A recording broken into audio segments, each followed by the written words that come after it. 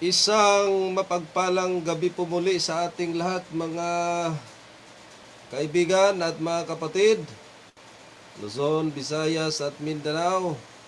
Kahit paman ang nasa ibayong dagat, kumusta po kayong lahat at nawa ay nasa mabuting kalagayan ang bawat isa po sa atin. At welcome na naman sa gabing ito sa ating pong pag-aaral muli sa mga salita ng Diyos. At inyo pong mga kasama, once again, ang inyo pong mga abang lingkod sa gabing ito. At kumusta kayong lahat mga kaibigan at mga kapatid? At ating pong kumustahin din ang ating pong partner from Tigbinan, Camarines Norte. Kumusta po kayo kapatid? Diyan po sa Tigbinan. Maraming salamat po, brother.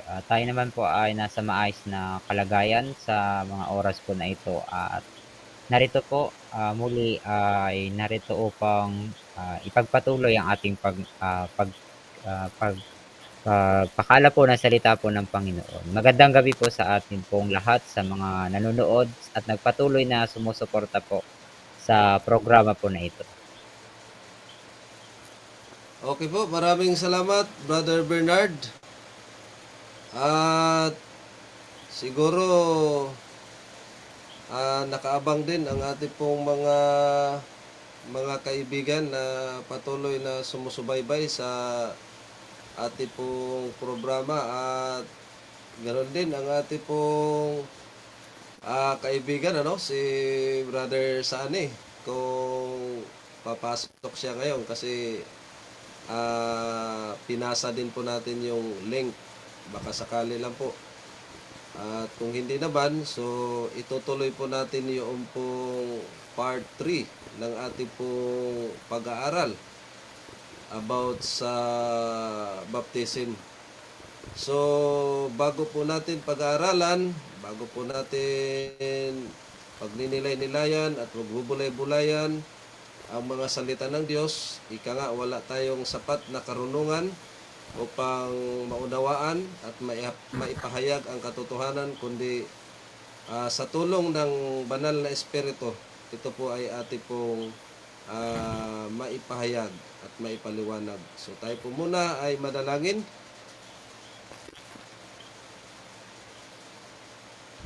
Amang banal, Diyos na makapangyarihan sa lahat, ng inyo pong kaharian ay nasa dako ng mga kalangitan. Muli, narito po ang inyo pong mga lingkod. Una sa lahat, patawarin kami sa aming pong mga pagkakasala. Saan man kami nasumpungan, na nagkasala, sa isip man, sa salita man at sa gawa, naway inyo kaming patawarin upang ang aming pong mga panalangin ay makarating po sa inyo pong kaharian. At sa gabing ito, salamat sa pribilehyo muli na inyo pong ipinagkaloob sa kalakasan, sa buhay, na inyo pong ipinagkaloob sa bawat isa sa amin. Muli, aming pong pag-aaralan, ang inyo pong mga banal na salita, ipagkaloob na nawa amang banal, ang inyo pong banal na espiritu, at ganoon din ang karunungan, kaunawaan sa inyo pong mga salita upang maihayag ang inyo pong mga katotohanan. Ganoon din sa aming pong mga sumusubaybay, ipagkaloob din po ang unawa na ang inyo pong mga salita ay maunawaan. At ito po ang magtuturo sa tamang landas upang makamtan po namin ang buhay na walang hanggan. Salamat po amang banal sa inyo pong pakikinig sa aming pong mga dalangin. Ang lahat ng ito ay aming hiniling at pinasalamatan sa pangalan lamang ni Jesucristo na aming personal na tagapagligtas. Amen. So sa gabing ito, ating pong batiin ang ating pong mga sumusubaybay, Brother Bernard. Diyan po sa ating pong masigasig na elder, Brother Jico Buko is watching. Thank you for watching. And also sa ating pong masigasig din na elder sa Pinagkaisa Church, Rinaldo Asinas Ranan is watching. Thank you for watching. Magandang gabi po mga brothers and sisters all over the world. No, good evening mga masigasig na mga evangelist, mga brother.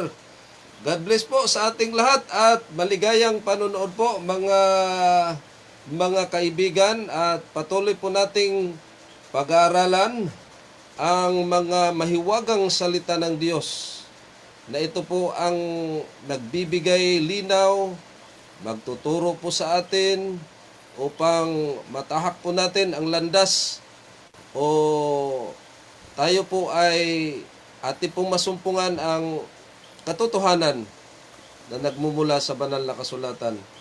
So, atin pong ibigay ang panahon sa ating pong partner.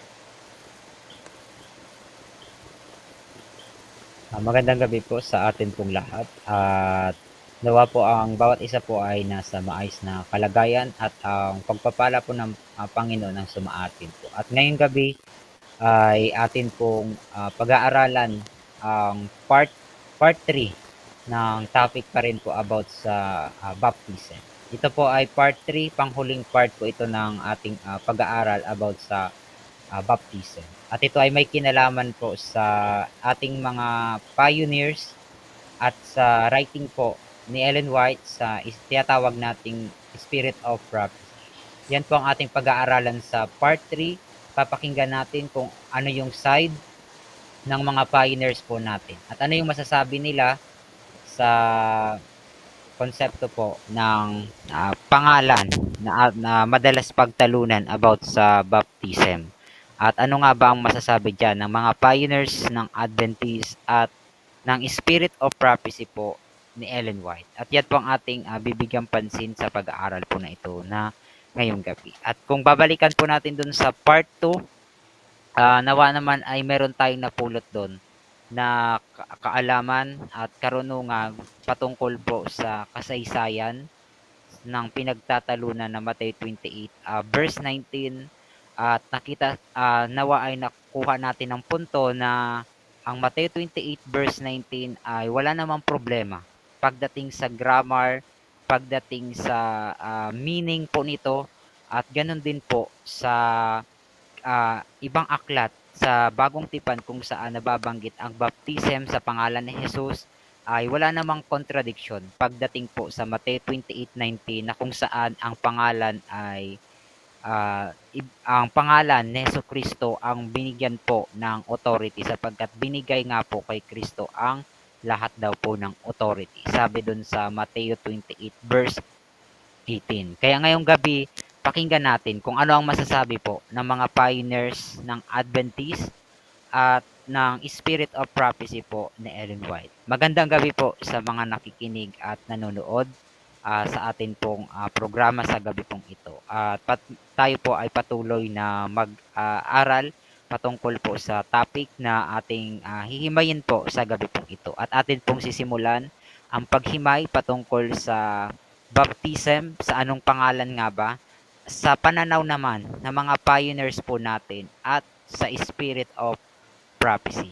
Yan po ang ating titingnan. Kasi nga po baka brother ay nire-reject nila ang pananaw ng mga pioneers natin or kahit po ang Spirit of Prophecy. Kaya kailangang malaman din natin ano yung side ng mga pioneers po ng Adventist at ng Spirit of Prophecy. Yan po ang ating bibigyan ng pansin po sa pag-aaral po sa gabi pong ito. At tayo po ay ating sisimulan na atin po yung pag-aralan po ngayong gabi. Baptism is Day A Pioneers and Ellen G. White or sa Spirit of Prophecy. Part 3 po ito. At ngayong gabi atin pong ang tanong sa gabi pong ito ay sabi nga rito, is the long form of Matthew 28 verse 19 kung saan nababanggit yung in the name of the Father and of the Son and of the Holy Spirit. Ito ba ay ginamit ng mga pioneers ng Adventist o ng Seventh-day Adventist? Yan po ang aalamin natin. At ganun din, ito ba ay ginamit po ng ni Ellen White na isa po sa pioneers din ng Adventist natin. Sa kanyang writings po sa tinatawag nating Spirit of Prophecy. Yan po ang ating titingnan po dito ang issue ng Matthew 28 verse 19 sa pananaw ng mga pioneers ng Adventist at kung ano po ang masasabi ng Spirit of Prophecy. Kung ito bang Matthew 28:19 na mahabang verse nito ay totoo, authentic, or ito ba ay wala talaga sa original. Titingnan natin kung ano po ang side ng pioneers natin at ng sulat po ng ating kapatid na si Ellen White o sa kasaysayan ng Adventist sa kanyang mga aklat na tinawag na Spirit of Prophecy. Dito tayo sa part 3 sa panghuling bahagi. Ang ating titingnan ay ang testimonies ni Ellen White mula sa Spirit of Prophecy at yung mga opinion at commentary ng ating mga pioneers ayon sa kanilang pag-aaral. Patungkol din sa issue po na ito about sa pangalan pagdating sa bautismo o sa baptism po. At yan po ang ating bibigyang pansin at iisa-isahin po sa mga pag-aaral po nito. Magandang gabi po dyan sa atin pong kapatid. SDA Pioneers and Ellen White. Yan po ang ating isa-isahin dito sa pag-aaral po sa gabing ito. Noong taong 1909 po, dito po sa Review and Herald noong March 4, 1909, ano po ang sinasaad dito sa sulat po na ito o na-publish sa Review and Herald March 4, 1909 sa Article A, Paragraph 5 and 6. Ano po ang sinasaad nila dito about sa baptism? Sabi nila dito, o sabi dito sa publish sa Review and Herald, sabi dito, the Savior said, "Go ye therefore and teach all nations, baptizing them in the name of the Father and of the Son and of the Holy Ghost." These are the words of inspiration. You need not fear that you are making a mistake by believing fully in them. Malinaw po dito sa na-publish sa Review and Herald na kinote po nila ang Matthew 28 verse 19 at ang ginamit po nila ay ang long form na binabanggit po ang Father, Son at saka po ang Holy Spirit o Holy Ghost na makikita po natin dito. Ibig sabihin po wala silang pagdududa na gamitin yung mahabang form o verse po ng Matthew 28 verse 19. At sabi nga nila, these are the words of inspiration. You need not fear that you are making a mistake by believing fully in them. Malinaw po, hindi daw natin kailangang matakot na maniwala dito po sa sinasaad dito sa Matthew 28:19. Kaya itong salita po sa Matthew 28:19, ito po ay salita ng inspiration. Hindi po ito fraud o hindi po yan peke. Sila mismo ang nagsasabi ayon sa published na naipublish diyan sa Review and Herald noong March 4, 1909, ang Matthew 28 verse 19 ay isa pong inspired word. At hindi natin kailangan katakutan ang nakasulat na yan o pagdudahan po sapagkat yan po ay words of inspiration. Sabi nga po dyan sa na-publish noong 1909 sa Review and Herald.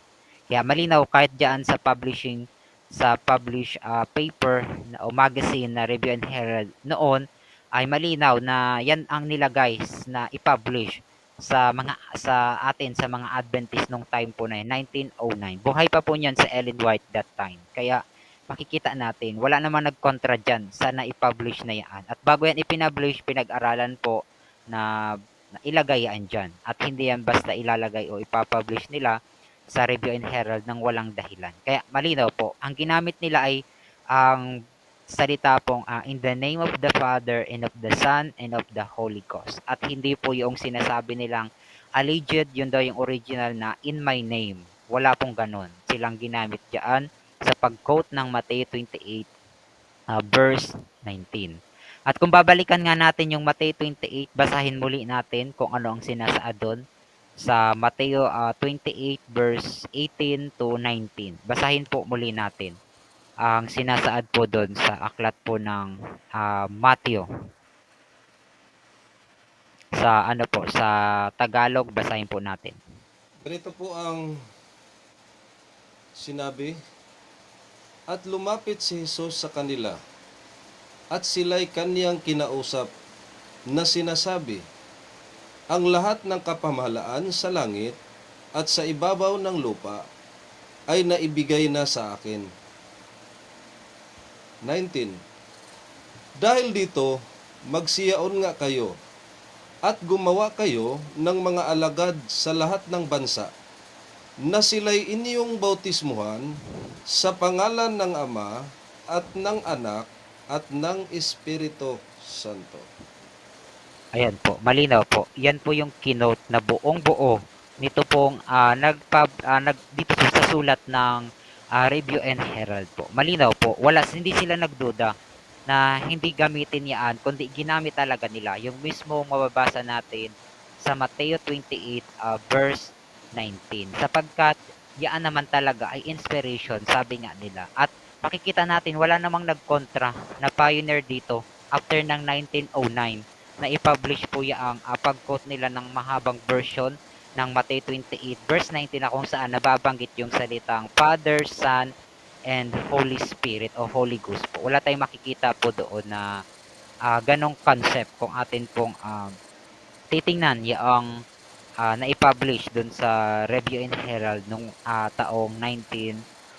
Kaya po malinaw na ito po ay isang word of inspiration kung atin pong titingnan ang sinasaad doon sa panahon ng 1909 sa na-publish sa Review and Herald po. At ganun din, sabi nga dito sa sunod na slide, sa Spirit of Prophecy sa volume 2 sa page 136 sa paragraph 3. Anong sinasaad po dito?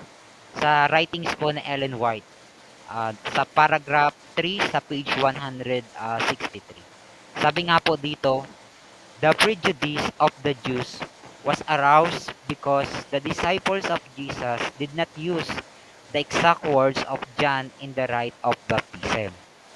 John baptized into repentance, but the disciples of Jesus on profession of the faith baptized in the name of the Father, Son, and Holy Spirit. The teaching of John were in perfect harmony with those of Jesus. Yet his disciples became jealous for fear his influence was diminishing.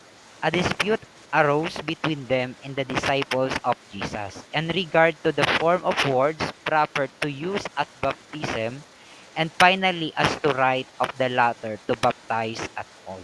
Papansin po natin dito sa compilation ng Spirit of Prophecy sa volume 2 sa page 136 sa paragraph 3. Malinaw po, sabi doon, ginamit po sa pagbaptize yung in the name of the Father and of the Son and of the Holy Spirit na siyang ating mababasa doon sa Mateo 28 verse 19. Yan po ang sabi sa Spirit of Prophecy natin sa collection ng writings po ni Ellen White nang i-compile po ito sa tinatawag na Spirit of Prophecy. Meron tayong tinatawag na form of words na ginagamit sa baptism at meron namang the right kung ano yung authority doon sa pagbaptize. Kaya, at ito yung titingnan natin sa context ng mga pioneers natin kung ano ba yung ginamit na form of words during baptism at kaninong authority sila nagbaptize o pangalan po. At ito po yung malinaw. Sabi nila, yung form of words na ginamit ayun po yung sa pangalan ng Ama, ng Anak at ng Banal na Espiritu. At yung right naman sa pangalan po ng ating Panginoon o sa authority po ni Jesus Christ sapagkat kay Jesucristo binigay po ang lahat ng authority. Sabi sa Matthew 28 verse 18. Kaya kung titingnan natin, the authority to instruct, proclaim, cure, and perform baptism dyan po sa New Testament, gaya na makikita natin sa Book of Acts, lahat po ng mga apostol, sila po ay nagpagaling, nangaral, nagbaptize sa pangalan po ng Panginoon. At yung pangalan po na yun, ay yun po yung authority. Yun po yung power na tinatawag. At sila po ay nagbaptize sa pangalan ng Jesus, ibig sabihin po sa authority or sa power po ni Jesus Christ. Pero yung word na ginagamit sa baptism, sa rite o sa ceremony po, ayon po yung sa pangalan ng Ama, ng Anak at ng Banal na Espiritu. Ayon doon sa Spirit of Prophecy na binasa po natin. Kaya kung titingnan natin, sabi nga ni Ellen White, dito sa kanyang sulat sa manuscript 192 sa noong 1905 po sa paragraph 14. Sabi niya, ano ba yung ano yung right na tinatawag? We have the right. He has told us to go forth in His name. Ito po yung right. Kagaya ng mababasa natin sa aklat ng mga gawa na sila po ay nagbaptize sa pangalan ni Jesus. Yung pangalan ni Jesus, yun po yung tinatawag ni Ellen White na the right. Ibig sabihin yung authority. Kanino silang nagbaptize, kaninong authority. Yun po ay sa kanyang pangalan o sa pangalan po ni Jesus. At tinuloy po yan ni Ellen White dito rin po sa manuscript 192 sa paragraph 14 din po. Ito yung kasunod. Sabi ni Ellen White, He has told us to baptize in the name of the Father and of the Son and of the Holy Ghost and to preach His gospel. Malinaw po. Sa Ellen White, makikita natin yung pinagkaiba. Walang problema doon sa pangalang Jesus. Pero hindi yun yung ginagamit sa speech during na baptism. Kundi yun po yung the right or kaninong authority isasagawa yung baptism. Nauunawaan po yun ni Ellen White. At sinabi niya dito rin sa kasunod kung saan pangalan at tayo po ay kailangang mabaptize. Sabi niya, ito yung sabi daw doon. Based sa Mateo yan, kinote niya. Sabi, to baptize in the name of the Father and of the Son and of the Holy Ghost. At yan po, malinaw. Walang pagdududa na si Ellen White ay kinote niya ang Mateo 28 verse 18 kung saan nababanggit yung Ama, yung Anak at yung Banal na Espiritu. Kaya makikita natin diyan pa lang sa sinabi ni Ellen White 1905 at dun sa na-publish sa Review and Herald ay malinaw po na walang conflict sa kay Ellen White at sa ilang pioneers natin. Kasi nga bilang isang iglesia sila nung panahon na yun ay meron lang silang one baptism sapagkat sa Bible meron lang pong binabanggit na isang baptism na kailangan pagkasunduan po ng mga pioneers natin. Basahin nga natin yung nasa Bible na one baptism, one faith na tinatawag sa Epeso po, sa sulat po ni Pablo sa Epeso 4 at 4 verse 5 to 13. Basahin po natin yun. Yung about sa one na tinatawag. Ephesians 4, 5 to 13. Ganito pong sinabi,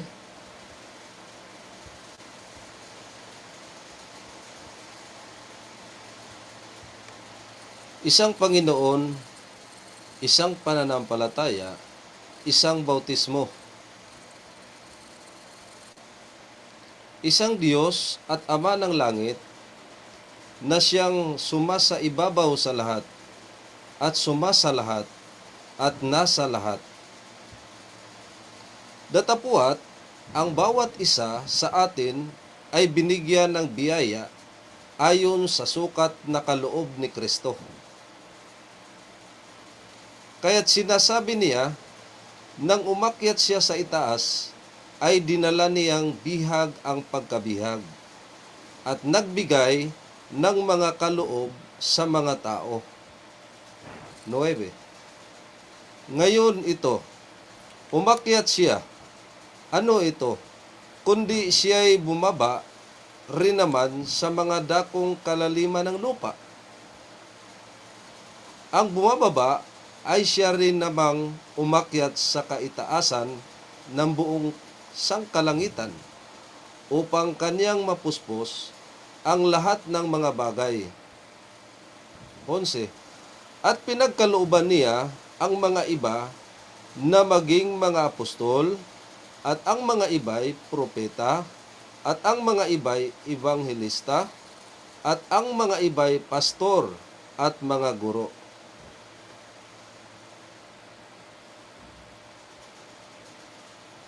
Ayan po. Kung atin pong mapapansin po sa sulat nga po ni Lucas ay meron tayong isang iglesia o katawan po ni Kristo. Na ito pong iglesia na ito ay merong kaloob at isa doon ni Kristo ni Pablo yung mga kaloob ng meron po ang iglesia. Ganon din sabi niya doon nga sa verse 5, meron lang tayong isang Panginoon o one Lord. at meron po tayong isang pananampalataya, one faith, at meron po tayong isang bautismo. Yun po. Meron lang tayong isang bautismo o one baptism. Kaya makikita natin sa unawa ng mga pioneers natin about sa issue ng baptism ay wala silang pagdududa na inspire word yung Mateo 28 verse 19 sapagkat ginamit ni Ellen White sa kanyang writings na i-publish din sa publishing po natin sa Review and Herald nang walang pagdududa na kontrahin po ang nakasulat sa Mateo 28:19. Naunawaan nila na bilang isang merong one baptism sa isang church ay nagkakasundo sila sa Mateo 28 verse 19 na yun po ay inspire o yun po ay totoo na salita po yun mismo ni Kristo at ng Diyos yung naitala dyan sa Mateo 28 verse 19. Kasi nga kung peke yan, sana hindi yan i-quote ng ni Ellen White o kaya po Yes. ng mga pioneers natin, maaari magtalo-talo sila dyan sa kanilang opinion. Pero wala tayong nakita na record sa history ng Adventism na nagtalo-talo po sila dyan sa Mateo 28 verse 19. Kasi nga nagkakasundo sila sa isang baptism na para po sa church, nag-iisang church din po na meron silang sinasambang isang Panginoon. Malinaw po yan gaya ng na-record nga dyan. Kaya nga, dyan sa context po ni Ellen White, yung proper words na kailangan banggitin sa baptism at yung tinatawag na right o yung authority kung kanino po isasagawa ang baptism, nilinaw po ni Ellen White. Walang problema po kay Ellen White yung salitang in Jesus name. Naunawaan niya ni Ellen White yung salitang in Jesus name o in His name, yun po yung tinatawag na the right. Ibig sabihin, kaninong authority isasagawa o isinagawa ang baptism. Pero pagdating dun sa proper words o yung salita na gagamitin sa baptism, ang sinasabi ni Ellen White ay yung babautismuhan sa pangalan ng Ama, ng Anak, at ng Banal na Espiritu. Yun yung tinutukoy niyang proper words at hindi yun yung tinatawag na the right. Sapagkat ang the right ay yung in the name of Jesus. Yan yung makikita natin na kung bakit sa aklat ng Lucas ang makikita natin ay sa pangalan ni Jesus. Yun po yun. Yung ni-record ni Lucas ay yung tinatawag na the right o yung kaninong authority o power isinagawa ng mga apostol yung baptism. At yun po ay sa pangalan ni Jesus. Yan po yung nauunawaan kahit ni Ellen White. Walang problema kahit kay Ellen White yung salitang in Jesus name. Naunawaan niya yun na yun po ay ang authority or power or right, karapatan. Kung kanino pong karapatan isinagawa ang baptism. Yun, pero yung proper words, yun po yung nasa Mateo 28 verse 19 na sa pangalan ng Ama, ng Anak at ng Banal na Espiritu. Ganyan po ang pagkaka-explain ni Ellen White. Kung titingnan po natin dito sa simple chart ng comparison. Sa context po ng Spirit of Prophecy ni Ellen White, yung salitang the right o yung karapatan o kung kanino isasagawa ang baptism, yun po ay in the name of Jesus Christ or in the name of the Lord Jesus. Yan yung makikita natin sa Book of Acts. Pero yung salita namang proper words na ginagamit sa baptism ay nililinaw din ni Ellen White, yun po yung in the name of the Father and of the Son and of the Holy Spirit. Yun po ang proper words or tinatawag na speech words sa baptism o kapag isasagawa yung ceremony ng pagbautismo po. Makikita natin yan dyan sa context ni Ellen White sa Spirit of Prophecy kung paano niya in-explain yung in the name of Jesus Christ at saka yung in the name of the Father and of the Son and of the Holy Spirit. Wala naman palang problema. Gaya ng nakita natin dun sa part 1 ng pag-compare natin ng Matthew 28 at Book of Acts. Wala tayong nakikita problema. Kahit dun sa part 2 na tinignan natin yung sa kasaysayan at yung sa grammar ng Matthew 28, wala rin tayong nakikitang problema. Gaya ng nakikita ni Ellen White at kanyang sinabi sa Spirit of Prophecy na ipinahayag sa kanya ng Panginoon. At yan yung kanyang isinulat patungkol sa context ng baptism. Kahit po ang asawa ni Ellen White na si James White, makikita po natin na nung time na ipinablish sa papers po sa Signs of the Times nung November 14, 1878, ano po yung sinasabi ni James White na dapat po tayo ay mabaptize sa anong pangalan? Sa pangalan lang ba ni Jesus o pangalan ni Jesucristo? Makikita natin kung paano nilinaw ni James White yung pinagkaiba ng sa pangalan ni Jesus at saka yung nasa Matthew 28 verse 19. Sabi niya dito sa Signs of the Times, November 4, 1878, under po ng title na Ambassadors for Christ. Nandyan po yung article, pinakita natin dyan, medyo maliit, pero kinote natin yung laman. Sabi dito, God's ambassadors, Christ through ministers, by the authority of their great commission, baptized in the name of the Father and of the Son and of the Holy Ghost. Malinaw po, kinote ni James White yung Matthew 28 verse 19. Pero sa dulo, sabi niya dito, should depart from the language found in the original commission and baptize their converts in the name of the Lord Jesus. Ayan po, makikita natin yung dalawang magkaiba. Yung tinutukoy ni James White na kailangan tayong mabaptize ay doon po sa pangalan ng Ama, ng Anak, at ng Banal na Espiritu. At tinukoy naman doon sa uli, kaninong authority yon na tayo ay mabaptize at makonvert po sa pangalan daw po ng ating Panginoong Jesus. Yan po, walang problema kay James White. Yung naunawaan din niya yung salitang in the name of Jesus, na yun po yung authority or power. At pero yung sa pagbaptize na kailangan gamitin na salita, ayun po yung sa pangalan ng Ama, ng Anak, at ng Banal na Espiritu. Makikita natin kung paano pinag-differentiate ni James White sa kanyang sulat yung makikita natin sa Book of Acts at sa Matthew 28:19 sa kanyang context po patungkol sa baptism. Kaya wala pong problema. Doon sa pangalang Jesus, yun yung authority or the right. At wala rin problema doon sa Matthew 28:19 sapagkat yun yung speech word na dapat banggitin sa baptism. Sa pangalan daw po ng Ama, ng Anak, at ng Banal na Espiritu. Yan po yung article na nakapaloob dyan sa Signs of the Time sa sulat po ni James White. Makikita nyo po dyan, pinalaki natin, sinum natin. Ayan po, makikita nyo, sabi doon, baptize in the name of the Father and of the Son and of the Holy Ghost. Yan po yung eksakto na mababasa natin sa Matthew 28:19 long form po ng verse na ating mababasa dyan sa Bible. At yan po ang ginamit dyan ni James White sa pagka-publish ng paper po na yan sa Signs of the Time noong November 14, 1878. Nauunawaan po ni James White na walang problema sa Matthew 28 verse 19.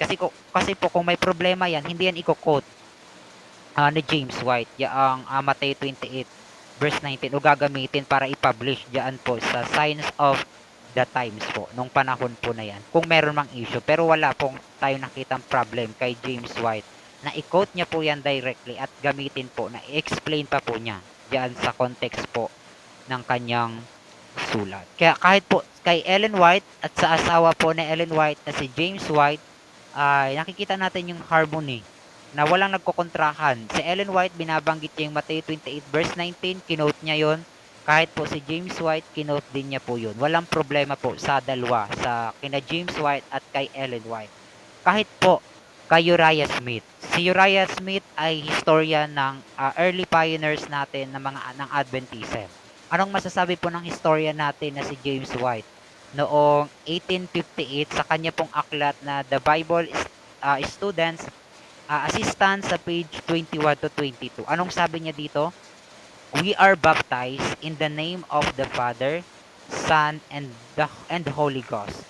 Matthew 28:19, by this we express our belief in the existence of one true God, the mediation of His Son, in the influence of the Holy Spirit.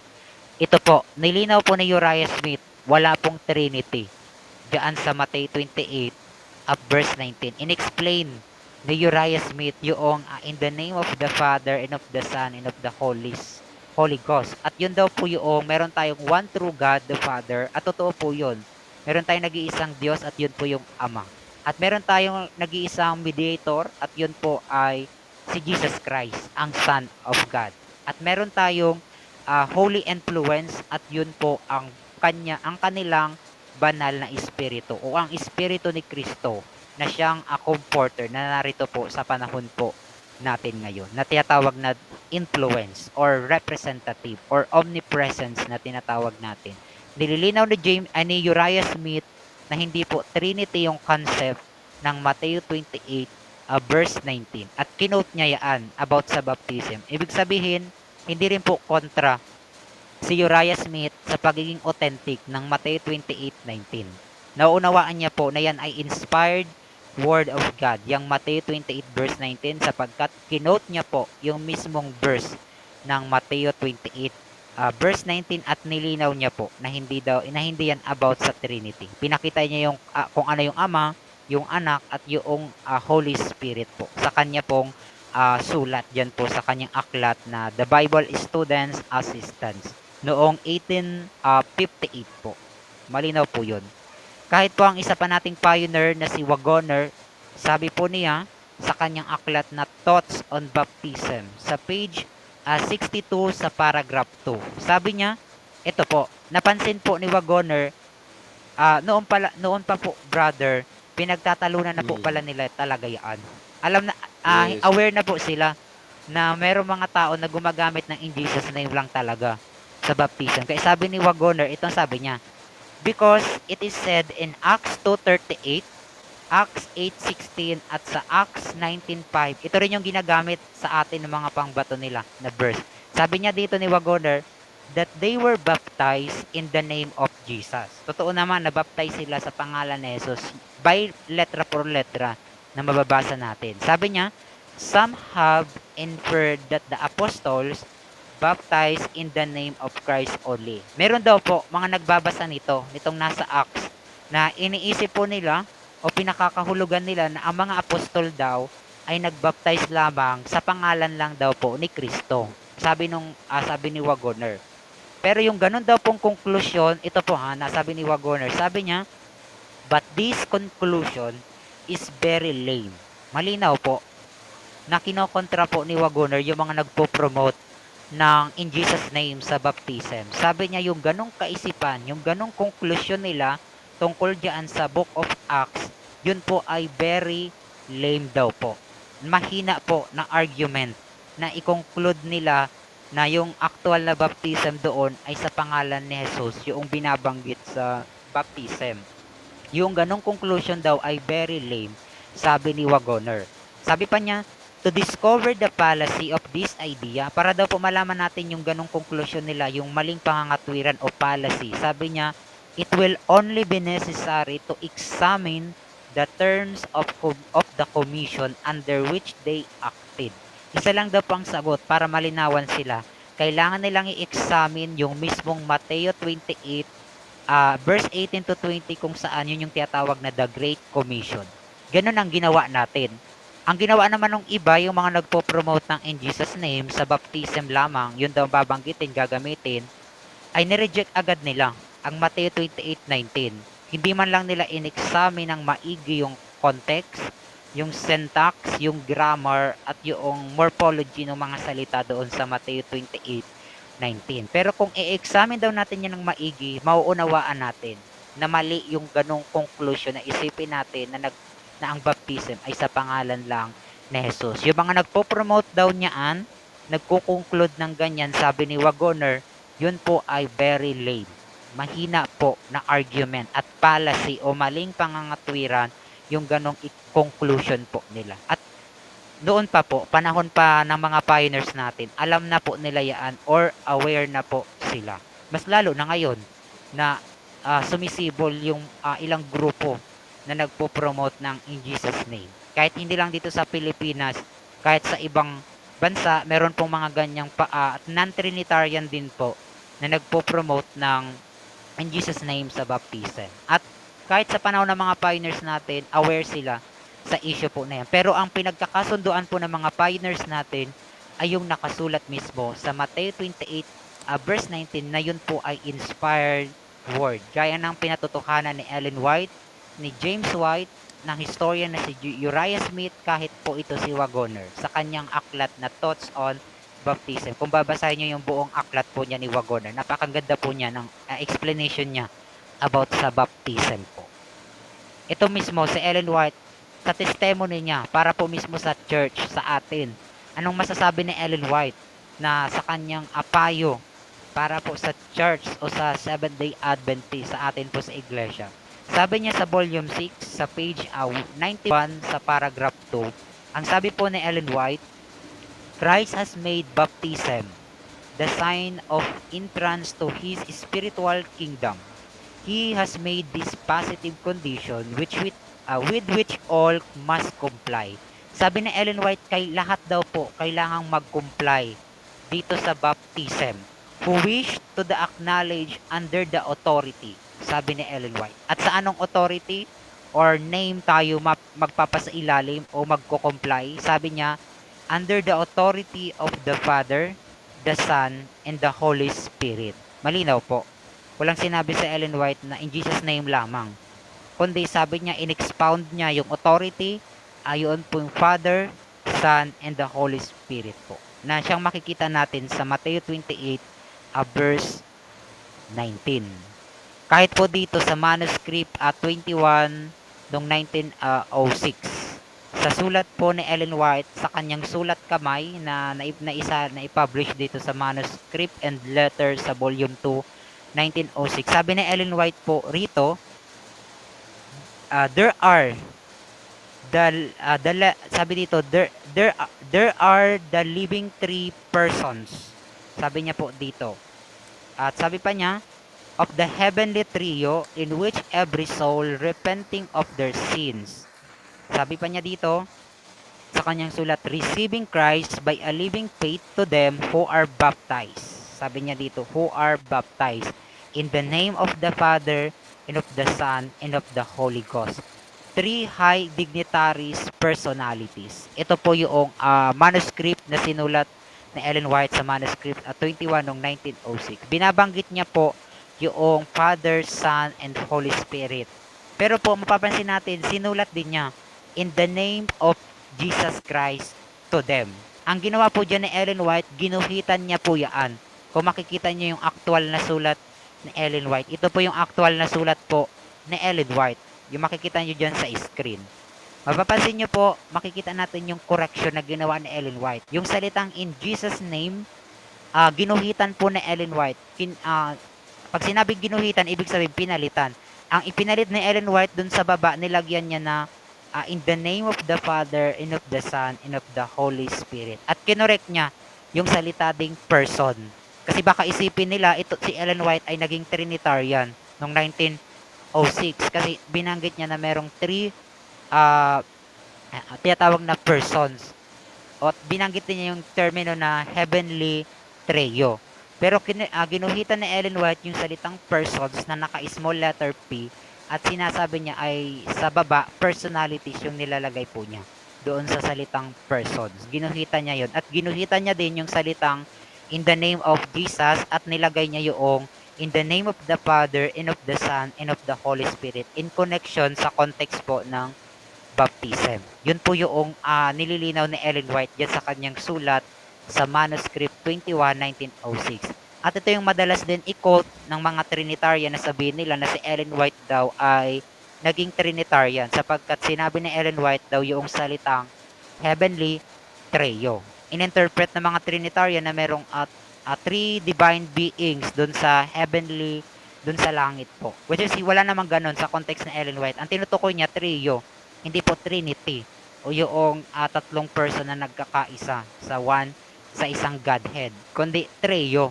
Tinutukoy ni Ellen White yung economic roles na merong Father, meron pong Son, at meron pong Holy Spirit. Tinatawag yun ni Ellen White na trio sa kanya pong writing noong 1906 po. Kaya malinaw sa sulat ni Ellen White na in-explain niya yung in the name of Jesus, nilagyan niya ng in the name of the Father and of the Son and of the Holy Spirit doon. Kahit dito po sa Acts of the Apostle ni Ellen White sa page 28 paragraph 2, sabi niya yung about sa authority kaya sa pangalan ni Kristo, sabi niya the disciples were to carry their work forward in Christ's name o in Jesus name. Ito yung makikita natin sa Book of Acts. At ito po ay itong sulat po ni Ellen White na Acts of the Apostle, ito rin yung makikita natin sa Book of Acts. In-amplify lang po ni Ellen White ang aklat ng mga gawa ng mga apostol. Sabi ni Ellen White yung in Christ's name, pinagpatuloy niya po. Ito ang kasunod. Sabi ni Ellen White, they were to baptize in the name of the Father, the Son, and the Holy Spirit. Malinaw po. kahit po sa Biblia wala tayong mababasa sa aklat ng gawa ng mga apostol, dito naman sa sulat ni Ellen White sa pag-amplify niya ng Acts of the Apostle sa sulat ni Lucas, nilinaw ni Ellen White yung pinagkaiba noong authority sa pangalan ni Kristo at yung sa pagbaptize na gagamiting salita na sabi niya, they were to baptize in the name of the Father, the Son, and the Holy Spirit. Malinaw po. Naunawaan ni Ellen White yung Matthew 28 verse 19 na siyang mag-harmony doon sa Book of Acts o sa sulat po ng mga gawa ng mga apostol. Katulad dito sa aklat ni Ellen White na Acts of the Apostle na inexplain ni Ellen White yung concept po kung atin pong titingnan.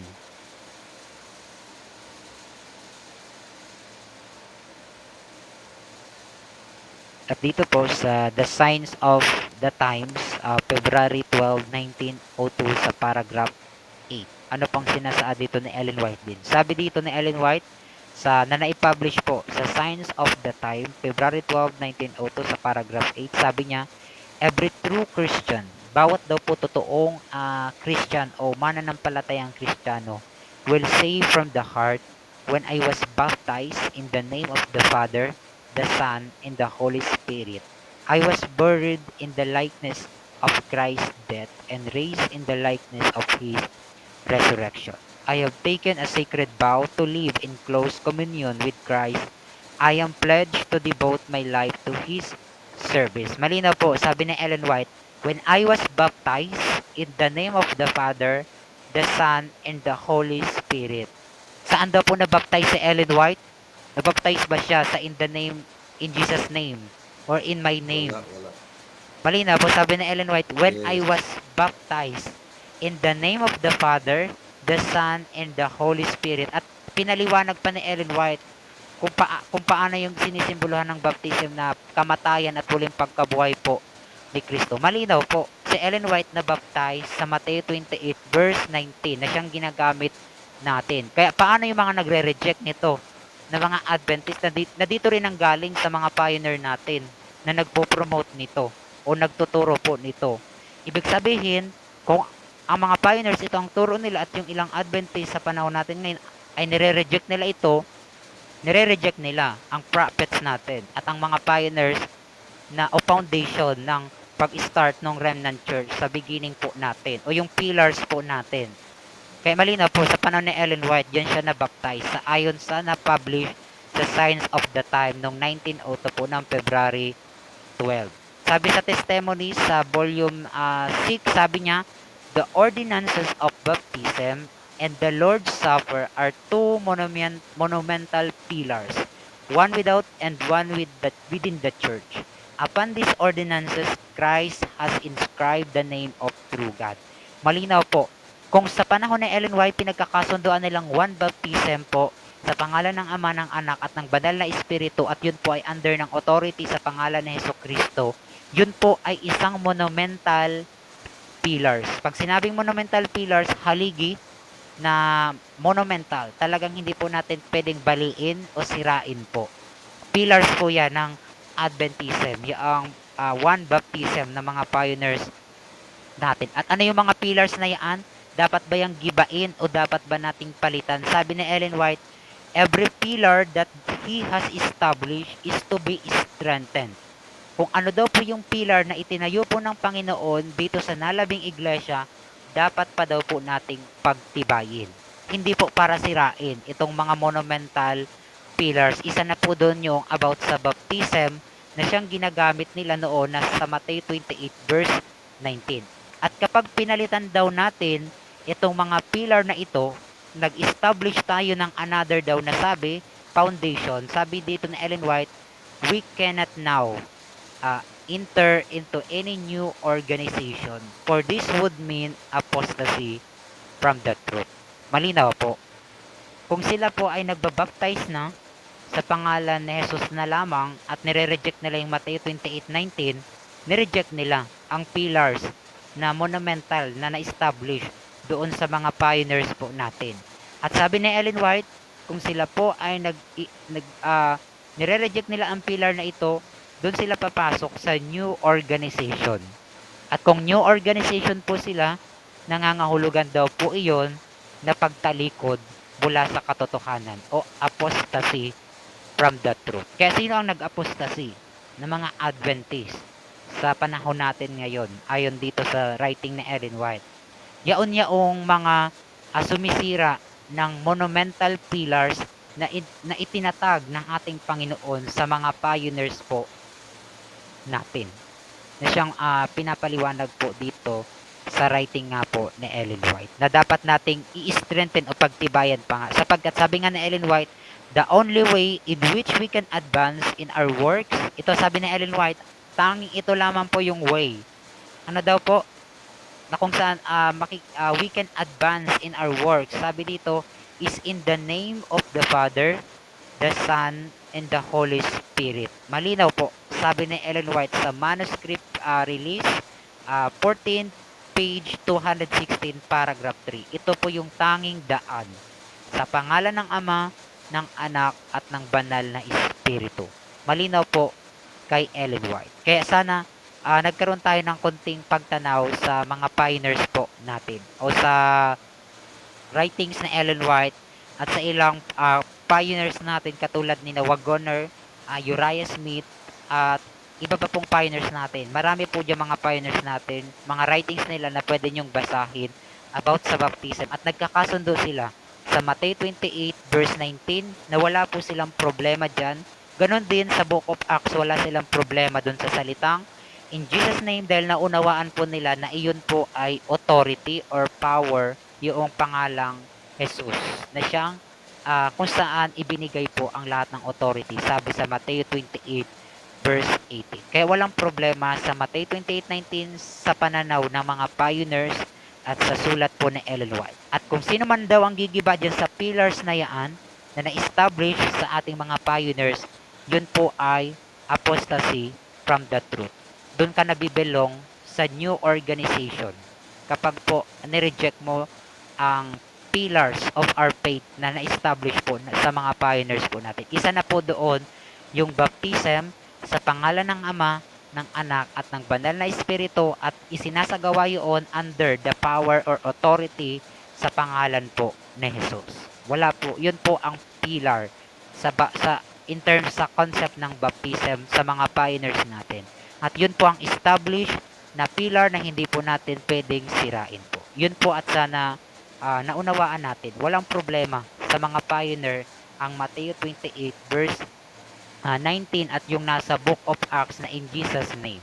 Naunawaan nila yung parehas. Walang contradiction, walang hindi malinaw doon. Lahat yun ay parehong malinaw at parehong tama po. Na walang problema doon. Pero yung i-reject natin ang Matthew 28 verse 19 dahil sa ating mga haka-haka at speculation, doon po nagkakaroon ng problem. Sapagkat hindi natin ini-examine o sinusuri muna ang Matthew 28 verse 19 bago natin i-conclude na mali iyon. At kung sino man daw magko-conclude noon, sabi nga ni Waggoner, yun po ay fallacy. At saka very lame na argument daw po yun na i-reject ang Matthew 28 verse 19 po. Yun lang po at maraming salamat po. Magandang gabi sa atin pong lahat. Okay, maraming salamat Brother Bernard sa pagpapaliwanag sa ating pong part 3 sa ating topic na baptism.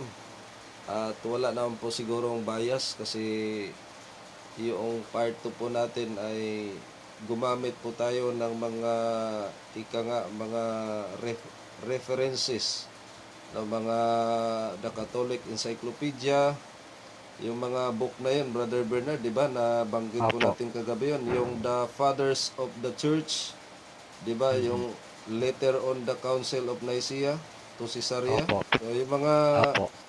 yung kasaysayan na yan, mga kaibigan at mga kapatid, no, na kagabi ate pong napakinggan at sa gabing ito, siguro napapansin niyo po, gumamit po tayo ng mga writings ni Ellen White. Kaya wala pong wala pong bias dito kasi kagabi gumamit tayo ng mga references. Opo. mga Pinakita rin natin yung sa in Opo. Jesus name. Wala pong problema doon. Yes, wala pong problema, napakalinaw po. At natapos sa gabing ito na gumamit din po tayo ng writings ni Ellen White. So wala pong nagkukontrahan, Brother Bernard, at napakalinaw Opo. po ng mga pagpapaliwanag. So sa gabing ito at medyo maaga tayo, siguro bukas ng gabi, Brother Bernard, ika nga surprise topic na lang po tayo bukas. Ano po? Opo. Kasi wala naman pong Pwede naman sila walang mag-request kung meron silang Opo, kung i-request meron na po kayong mga request na itatapik, mga kaibigan, pwede po kayong magkomento sa ating comment section box. And then, pwede din po kayong mag-message sa ating pong mga cellphone number na inyo pong nakikita sa screen. At ating pong batiin po, Brother Bernard, ang ating pong Opo. mga kapatiran, mga kaibigan na sumusubaybay.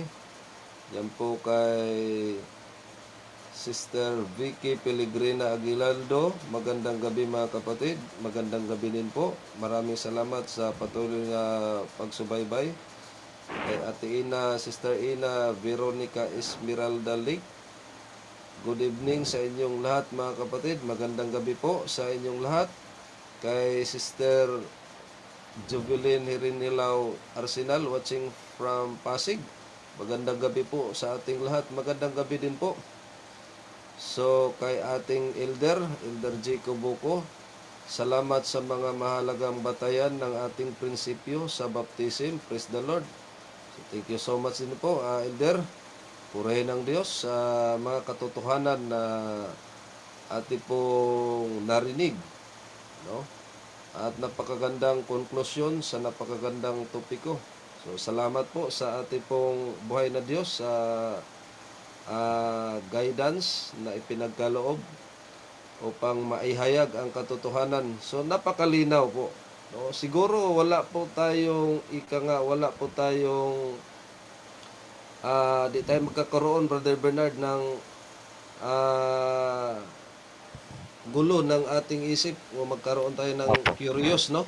Sapagkat malinaw naman sa kasaysayan, sa history, binasa sa natin yung grammar. mga Tiningnan The na natin yung Catholic grammar. Encyclopedia, mga Opo, grammar, hanggang sa writings ni Ellen White. So wala pong masabi tayo na bias. Talagang hindi po natin sabihin na itong Mateo 28:19, ito ay dagdag laang. So napakalinaw naman na ipahayag po kagabi. No? Gumamit pa ng mga syntax, yung mga paano unawain ang mga talata, no? So napakalinaw po. So kung meron po kayong mga karagdagan at meron po kayong mga request na topic, pwede po kayong mag-message sa amin mga kaibigan. At yung po pala, na bago ko makalimutan, Brother Bernard, Opo. yung ate pong kapatid po pala, si Brother Benito, so nag-request din po siya na kung pwede, ang ate pong itapik po is regarding sa the fundamental beliefs of Okay the po. Seventh-day Adventists. Siguro sa sunod na gabi, mapapasadahan po natin. At kung meron pong mga question, papasadahan din po namin. Babasahin po namin yung inyo pong mga katanungan. Sasagutin on the spot. Ganun lang siguro, Brother Bernard. Ano po? So, sa gabing ito, maraming salamat po mga kaibigan at mga kapatid sa inyo pong patuloy na pagsubaybay sa atin pong programa, sa atin pong isinasagawang live stream. So, wala na pong katanungan, wala na pong komento at nabasa na po natin. So, yun lang po ang aming pong ibig na nais po namin na patuloy niyo pong ibahagi ang ating pong live and patuloy niyo pong pagsubaybayan o subaybayan ng ating pong mga live na ating pong isinasagawa. So para po sa ating pong pagtatapos, Brother Bernard, tayo po muna ay manalangin. Okay po. Manalangin po tayo para po sa pagtatapos nito. Amang banal, narito po kami uli, lumalapit po sa inyo pong harapan at nagpapasalamat sa aming isinagawang pagtalakay po patungkol sa baptism. Nawa po sa lahat ng nakikinig, nanonood at sa makikinig pa at manonood at mag-aaral po ng about po sa baptism, nawa po ay makaalis sila doon sa kalituhan ng Babylonia, kundi mapunta sila doon sa kapayapaan na ikaw po ang susi para po sa kapayapaan at sa katotohanan po. Nawa po ang pagpapala ang manguna po sa bawat isa po sa amin. Ganon din po, bigyan kami ng kalakasan sa isip, sa salita, sa spiritual, sa physical po. Patuloy po kami na bigyan ng kalakasan upang ang ebanghelyo po sa mga huling araw na ito ay patuloy namin na maiproklama pa po habang bukas pa po ang probisyon at mga mangangaral sa sanlibutan po na ito. At ganoon din po, kung saan man po kami kinusumpungan po ng kahinaan, pagkukulang, pagkakasala sa isipan, sa salita at sa gawa, lihiman o hayag, ito po ay inyo pong patawarin. At ito po, ang lahat po ay aming pong inihiling po sa pangalan ng aming tagapagligtas at na personal na si Jesucristo. Amen. Okay po, maraming salamat mga kaibigan at mga kapatid. Sa pangalan na lang ng ating pong dakilang Diyos at sa buong puwersa ng Seventh-day Adventist Church Local Conference or Iglesia Adventista del Séptimo Día, mula po dito sa Luzon, sa National Capital Region, headed by Pastor Almario Flores, at sa parting Norte, headed by Pastor Dante Banda, at sa parting Calabarzon, headed by Pastor Roel Batoto. Ito po ang inyo pong mga abang lingkod, Brother Bernard and Brother Jameson, na magsasabi, mapalad ang bumabasa at ang nangakikinig ng mga salita ng hula at tumutupad sa mga nasusulat doon, sapagkat ang panahon ay malapit na. Purihin ang Diyos. God bless us all.